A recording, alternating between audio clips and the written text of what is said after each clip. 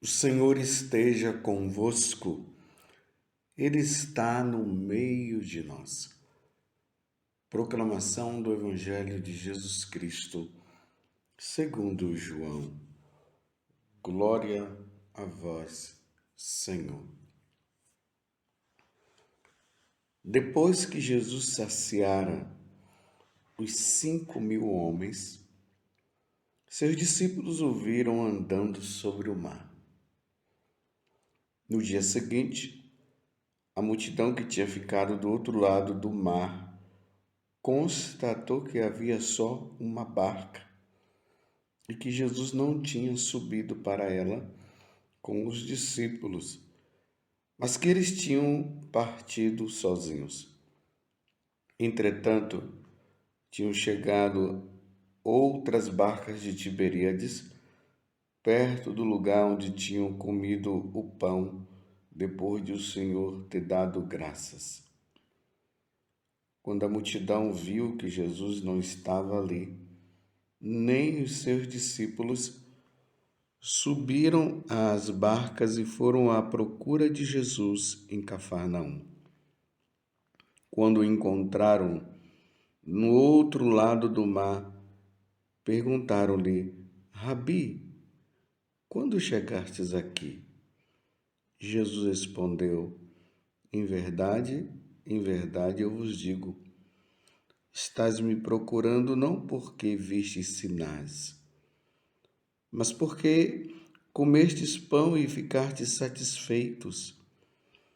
Esforçai-vos não pelo alimento que se perde, mas pelo alimento que permanece até a vida eterna, que o Filho do Homem vos dará. Pois este é quem o Pai marcou com seu selo. Então perguntaram: que devemos fazer para realizar as obras de Deus? Jesus respondeu: a obra de Deus é que acrediteis naquele que ele enviou. Palavra da salvação. Glória a vós, Senhor. Meus irmãos e minhas irmãs, estamos na terceira semana da Páscoa, hoje de maneira especial, segunda-feira. Nosso coração continua exultando de alegria, porque é Páscoa, feliz Páscoa. Esses dias uma pessoa da comunidade, ela cedinho mandou uma mensagem para mim, dizendo assim: Padre, o Senhor falou com tanta satisfação e com tanta alegria sobre a Páscoa, dizendo Feliz Páscoa, que eu fiquei numa alegria, fiquei tão animada que eu resolvi mandar essa mensagem também para o Senhor, dizendo Feliz Páscoa. Ela é Liliane, aqui da comunidade Canção Nova. Mais uma vez eu reitero aqui para cada um de vocês. Feliz Páscoa. Feliz Páscoa para você. E é neste clima pascal que Jesus está nos ensinando. Primeiro, ele está deixando bem claro para cada um de nós que ele veio do céu, que ele está acima de todos, que ele é o Senhor, que é preciso nascer de novo para entrar no reino dos céus, e aqui ele se refere ao batismo. Ele falou que o Pai amou tanto o mundo, que enviou o seu Filho muito amado para que todo que nele crê não pereça, mas tenha a vida eterna. Então Jesus está dizendo que para se entrar no céu, para se ganhar a vida eterna, é preciso crer nele, porque ninguém vai ao Pai se não for por meio dele. É o que nós temos visto na Páscoa, nesses dias de Páscoa. Nós vimos também as mulheres que foram correndo para o túmulo pensando que ele estava morto. Estavam indo lá para fazer ainda algumas coisas com o corpo de Jesus, limpar o corpo dele. E quando chegaram lá, o sepulcro estava vazio. Os anjos apareceram, ou melhor, o anjo apareceu dizendo para elas que ele havia ressuscitado. Nós vimos os discípulos de Emaús que estavam desanimados, achando que Jesus estava morto. E ao partir do pão, eles reconheceram Jesus. Os apóstolos que também viram Tomé, que professou a fé, dizendo: meu Senhor e meu Deus, ele tocou no corpo de Jesus. Lembram de Jesus lá no mar da Galileia? Quando ele mandou que os apóstolos jogassem a rede, eles pegaram aquela quantidade imensa de peixes, e depois Jesus fez aquele convite para eles: vinde e comei. E agora nós estamos no capítulo 6 do Evangelho de São João. Primeiro, Jesus viu que o povo estava com fome e ele fez aquele grande milagre. Ele multiplicou os pães. 5 pães e 2 peixes, e alimentou 5.000 pessoas.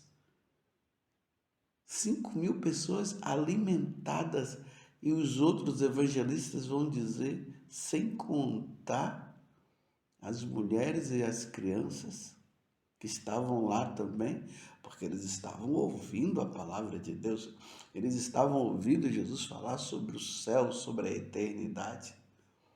E Jesus provou que ele é Deus, multiplicando aqueles pães e alimentando essa multidão.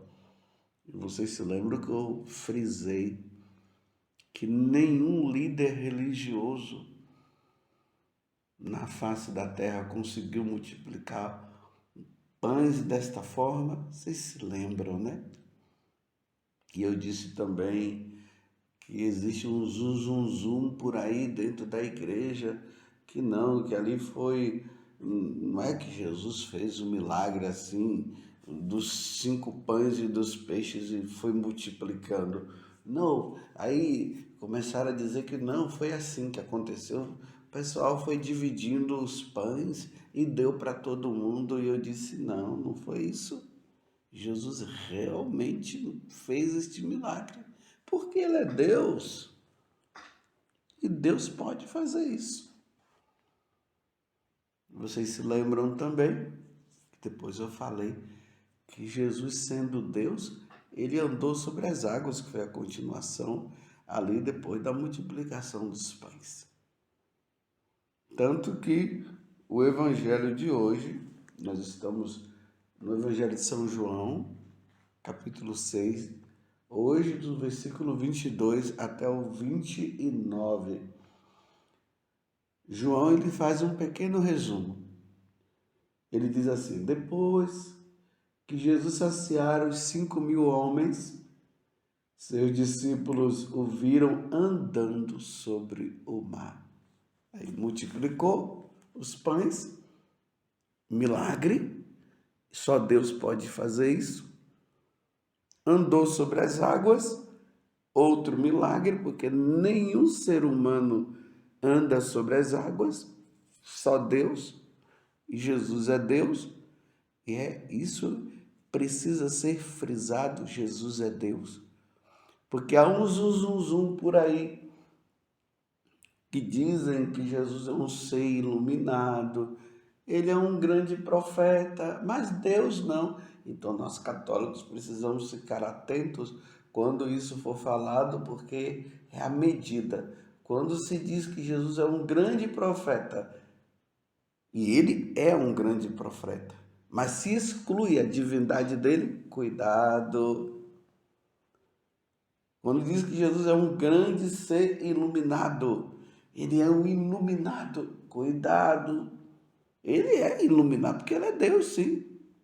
Ele é a própria iluminação. Mas quando nega a divindade dele, cuidado. E agora,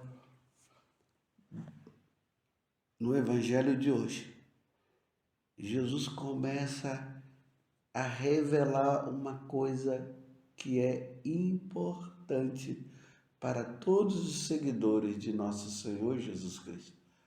Os verdadeiros seguidores de nosso Senhor Jesus Cristo precisam entender esta revelação que Jesus está trazendo. Então Jesus chama a atenção de todo aquele povo que agora começou a ir atrás dele. Lembremos que eles queriam fazer de Jesus um profeta, e quando Jesus percebeu, ele foi embora, e aí eles foram atrás de Jesus. E aí Jesus fala e começa a trazer uma revelação que é muito importante. O povo disse assim: Rabi, quando chegastes aqui? Jesus respondeu: em verdade, eu vos digo, estás me procurando não porque vistes sinais, mas porque comestes pão e ficastes satisfeito. Esforçai-vos não pelo alimento que se perde, mas pelo alimento que permanece até a vida eterna e que o Filho do Homem vos dará. Pois este é quem o Pai marcou com o seu selo. Esforçai-vos não pelo alimento que se perde, mas pelo alimento que permanece até a vida eterna e que o Filho do Homem vos dará. Então Jesus começa a revelar aqui. Existem dois tipos de alimentos. O alimento do corpo, que é o alimento material, e o alimento da alma, que é o alimento espiritual. O alimento do corpo é esse aí, que nós comemos todos os dias. No café da manhã, aquele lanche ali da manhã que muitos fazem, o almoço, o lanche da tarde, o jantar. Esse é o alimento material. E para se comer este alimento, ele não cai assim do céu. É preciso fazer o quê? É preciso trabalhar para ganhar o salário. E ali vai no supermercado, vai para o shopping, vai na padaria, vai em qualquer lugar lá e compra. E ai daqueles que não tiverem este alimento. Vai morrer, o corpo não vai suportar. Este é o alimento que mantém o corpo, esse corpo nosso em pé. Aí Jesus está dizendo assim, ele não está dizendo que nós não devemos trabalhar para comer este pão, este alimento. Mas ele começa a dizer que o segundo alimento é muito, muito, muito mais importante do que o primeiro, embora esse primeiro que eu acabei de descrever para você seja importante. Então ele diz isso, ele fala assim, é o versículo 26. Em verdade vos digo, estás me procurando não porque viste sinais, mas porque comestes pão e ficaste satisfeito.